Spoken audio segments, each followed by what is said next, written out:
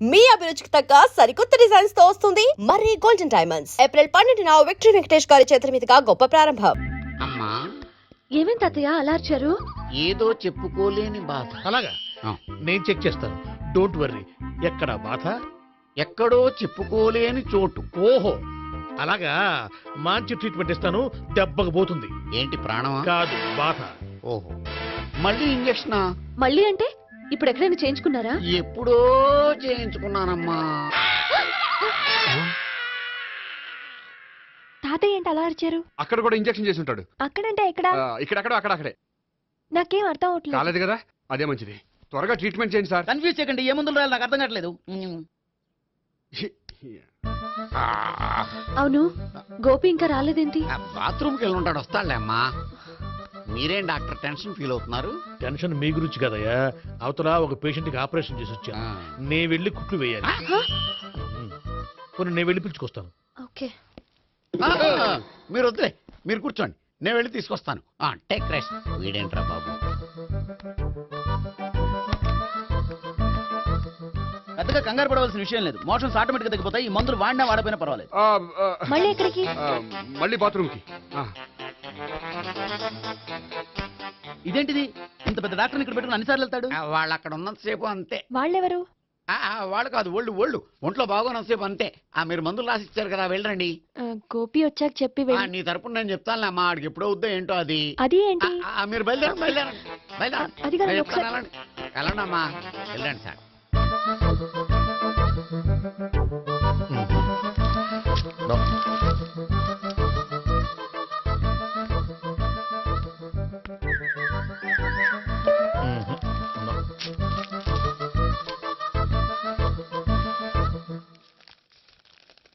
Yes, perfect.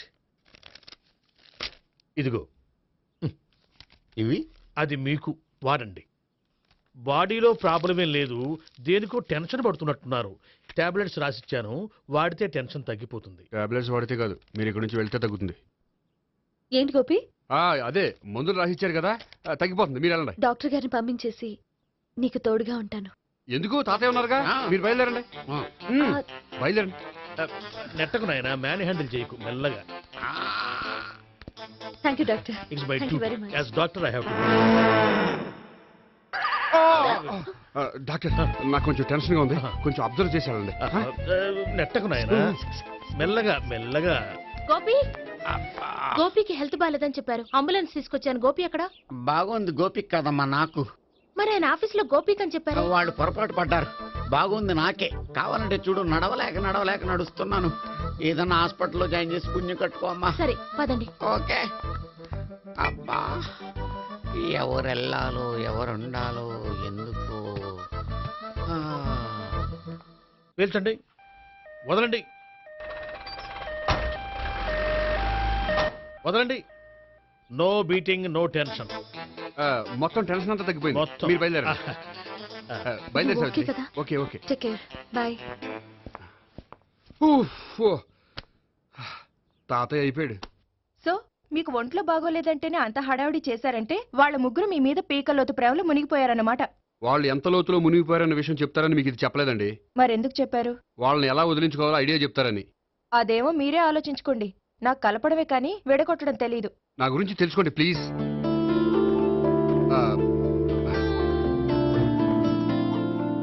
I'm sorry. It's okay. మీకేమైనా bad habits ఉన్నాయా? అబ్బే, నాకు ఏ హ్యాబిట్స్ లేవండి. కాదు, ఉన్నాయి. అరే, నాకు ఏ హ్యాబిట్స్ లేవండి, మీ మీదొట్టు. అబ్బా, కాసేపు ఉన్నాయనుకోండి, వాళ్ళ ముగ్గురు మీకు దూరం అయ్యే అవకాశం ఉంది.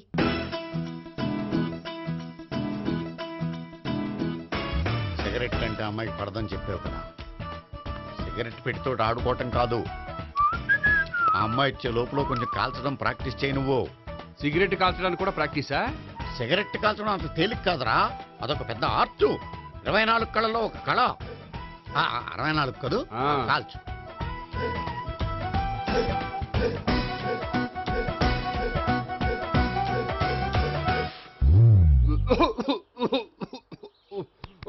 చూశావా మరి, ఈ దగ్గు నా దగ్గర దగ్గేవు కాబట్టి సరిపోయింది. ఇదే దగ్గు అమ్మాయి దగ్గర దగ్గేవు అనుకో, నువ్వు ఎల్బోర్డ్ గాడు అని కనిపెట్టేస్తే. అదిగో అదిగో వస్తుంది.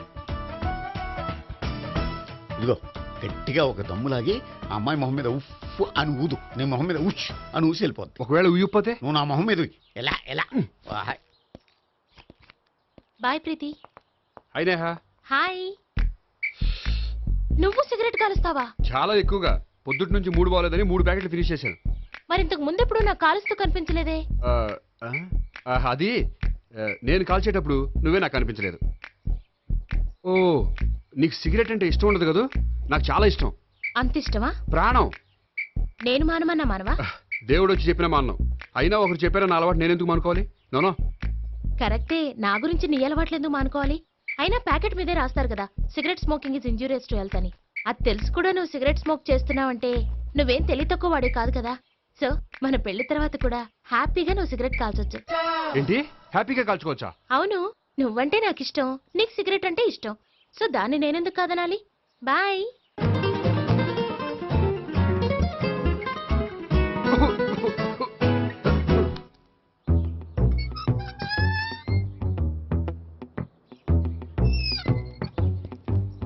నేహ దగ్గర రివర్స్ అయినట్టు ఇక్కడ కూడా రివర్స్ అవ్వదు కదా? 100% అవదో. అమ్మాయిలు ఎవరినైనా ఇష్టపడతారు కానీ తాగుబోతులను ఇష్టపడరు తెలుసా? మ్మ్. ఓ మీ బామ్మ ఎలా ఇష్టపడిందనా? ఆ. పెళ్లికి ముందు దానికి తెలీదు, ఫస్ట్ నైటే తెలిసింది. యు ప్రొసీడ్, పట్టుకో. అయితే రంగంలో దూకేమంటావా? ఓకే వాహ్. పట్టుకో. వాసన వస్తుందా? అంటే వెళ్ళు. మ్మా. విజయీ భవ. నేను ఇక్కడ దాక్కుంటాను.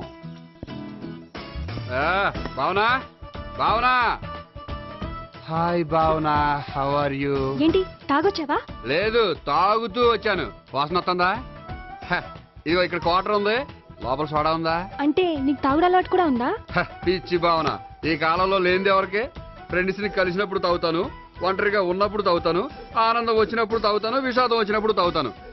ఆఫీస్ లేనప్పుడు పని లేదని తాగుతాను, ఆఫీస్ ఉన్నప్పుడు పని ఎక్కువైందని తాగుతాను. అంతే, అంతకుమించే పెద్ద కొంచెం. మరి ఈ విషయం నాకెందుకు ఎప్పుడు చెప్పలేదు? నువ్వు అడగలేదుగా, ఇప్పుడు అడుగు చెప్తాను. నీకు తాగుడు అలవాటు ఉందని అసలు ఎక్స్పెక్ట్ చేయలేదు.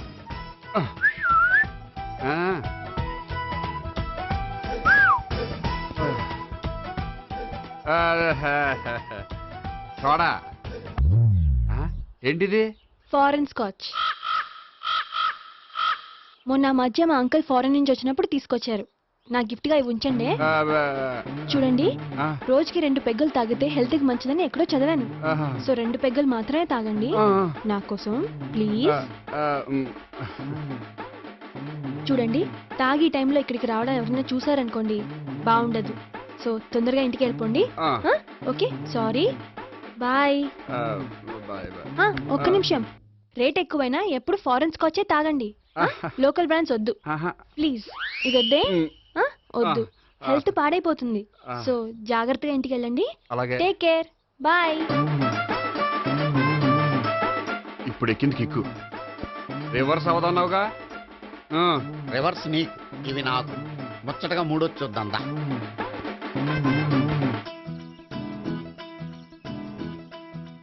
రే, రూమ్ నంబర్ 201లో అంతా సెటప్ చేశాను. నువ్వు వెళ్ళు, సావిత్రికి ఫోన్ చేసాను, వచ్చేస్తాయి. కనీసం ఇదన్నా వర్కౌట్ అవుతుందంటావా? బీరు నీరైనా నీరు బీరైనా ఇది వర్కౌట్ అయి తీరుతుంది. అలా జరిగి ఒక రోజులనే వదిలినట్టే. వెళ్ళు. వస్తానుండు. ఒరేయ్, పిల్ల బాగుంది కదా అని ప్రొసీడ్ అయిపోతావేమో. యాక్టింగ్ మాత్రమే.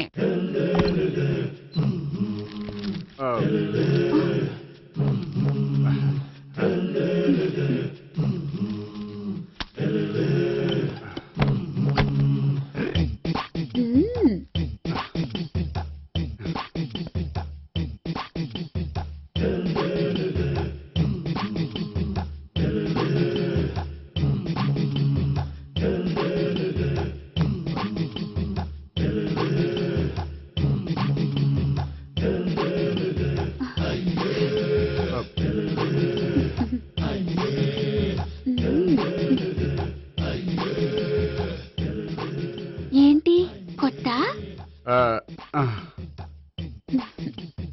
నేను చూసుకుంటాలే.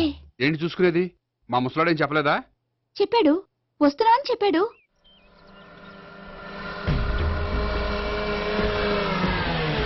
ఈ బాబోయ్, ఈడు గనక ఈ అమ్మాయితోటి పోలీసులకు దొరికాడనుకో, ఈడు బ్రతుకు కాళీబాట్లు అయిపోతుంది. ప్రతి రూము గాలించాలి. ఎగిచండి, జబ్బులు పడేయండి.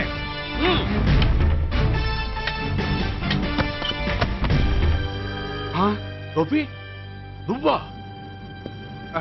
సార్ మీరా? మీరా? నేనే. ఏమయ్యా, ఇప్పటిదాకా నేను జెంట్లమ్యాన్ అనుకున్నాను.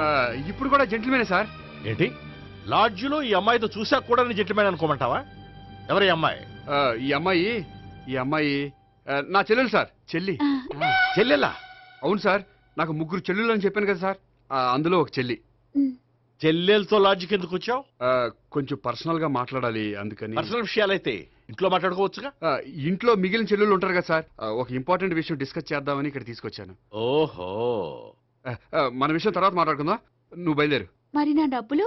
డబ్బులు ఉంటుంది ఏమిటయ్యా? అది కాలేజ్ ఫీజు కట్టాలంట. ఈ మ్యాటర్ డిస్కషన్ లో ఉండగానే మీరు వచ్చేసారు. తీసుకో.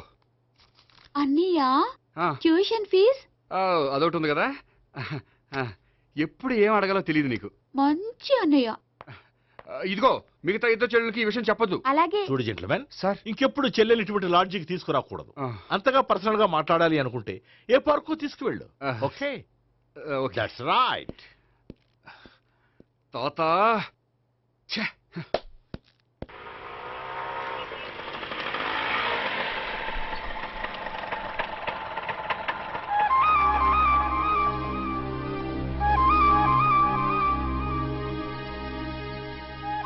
ఎవరు లేరేంటి ఇక్కడ?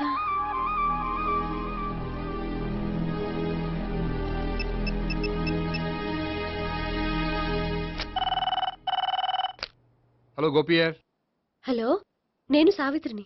ఆఫీస్లోనే ఉన్నావా? ఆఫీస్లో ఉంటేనే కదా మాట్లాడేది. నువ్వెక్కడున్నావు? అదే లాడ్జ్. పనుండి బయటకు వచ్చాను. ఓ సరే, చెప్పు, ఏంటి విషయం? ఆహా, ఏం లేదు, ఊరికే మాట్లాడాలనిపించింది. మాట్లాడు. సాయంత్రం ఇంటికి ఫోన్ చేసి మాట్లాడతాను. సరే, నీ ఇష్టం.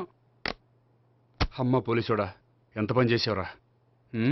మీకు బ్యాడ్ హ్యాబిట్స్ ఉన్న వాళ్ళు ఎక్స్క్యూజ్ చేశారంటే వాళ్ళని వదిలించుకోవడం చాలా కష్టం. ఏంటంటే అనవసరంగా భయపెడతారు. కళ్ళు మూసినా తెరిచినా వాళ్ళ ముగ్గురే కనిపిస్తున్నారు. ఏ క్షణంలోనైనా బ్రెయిన్ బ్లాస్ట్ అయ్యేలా ఉంది. మీకు ఈ టెన్షన్ తగ్గాలంటే ఓ పని చేయండి. ఏంటది? వాళ్ళ ముగ్గురికి నిజం చెప్పేయండి.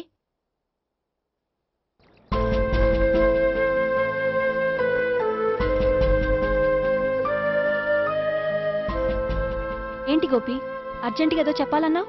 చెప్తాను, 5 నిమిషాలు వెయిట్ చేయి. హాయ్ గోపి. ఏంటి అర్జెంటుగా రమ్మన్నావు? ఈ అమ్మాయి ఎవరు? భావన అని మంచి క్లాసికల్ డాన్సర్. ఓ. తను నన్ను ప్రేమిస్తోంది.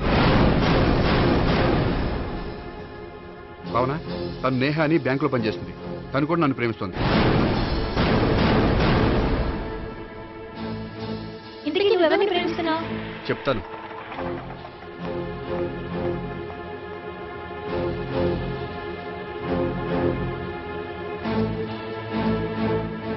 హాయ్ గోపి, ఏంటి ఇక్కడికి రమ్మన్నావు? నన్ను ప్రేమిస్తున్న ఇద్దరిని నీకు పరిచయం చేద్దామని. తన పేరు సావిత్రి. మీలాగే తను కూడా నన్ను ప్రేమిస్తుంది. మీ ముగ్గురు నన్ను ప్రేమిస్తున్నా, మీ ముగ్గురులో నేను ఎవరిని ప్రేమించట్లేదు. అసలు ప్రేమించాలని ఉద్దేశం కూడా లేదు. ఏ ఉద్దేశం లేని వాడివి నా వెంట నువ్వు పడ్డావు? నాకు పెళ్లి చూపులని తెలిసి ఎందుకు కంగారు పడ్డావు? మరి నా గురించి బ్యాంక్ పదే ఎందుకు వచ్చావు? మా ఇంట్లో అందరి ముందు పెళ్లి చేసుకుంటారని మాట ఎందుకు ఇచ్చావు? అవన్నీ మీ మీద ప్రేమతో చేయలేదు. నేను కోరుకున్న లక్షణాలు మీలో ఉన్నాయో లేదో తెలుసుకుందామని. ఆ లక్షణాలు మీలో ఎవరిలో ఉంటే వాళ్ళనే పెళ్లి చేసుకుందాం అనుకున్నాను. అంటే 4 షాపులు తిరిగి కావాల్సిన బట్టలు సెలెక్ట్ చేసుకున్నట్టు మా ముగ్గురు చుట్టూ తిరిగి కావాల్సిన వాళ్ళని సెలెక్ట్ చేసుకుందాం అనుకున్నావా? ఆడవాళ్ళంటే నీ దృష్టిలో అంత లోకువా? నీకు నచ్చిన అమ్మాయి దొరకడం కోసం మా అందరి జీవితాలతో ఆడుకుంటావా? అయినా ప్రతి మగాడు నీలా ఆలోచిస్తే ఒక పెళ్లికి చాలా మంది ఆడవాళ్ళ జీవితాలు నాశనం అవుతాయి.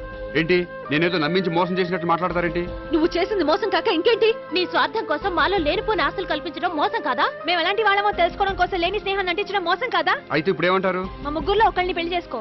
రైట్. నేను చేసుకోను, నా వల్ల కాదు. అయితే నీలాంటి వాళ్ళు బతకూడదు. ఏమైందండి అంత గట్టిగా అరిచారు? కొండ మీద నుంచి తోసేస్తే అరవరేంటండి? కొండ మీద నుంచి తోసేశారా? అదేంటి? అదో పెద్ద పీడకల్లండి, వదిలేండి. నేను వదిలేస్తాను, కానీ వాళ్ళనెలా వదిలించుకుంటారు? చెప్పనండి, చేసి చూపిస్తాను.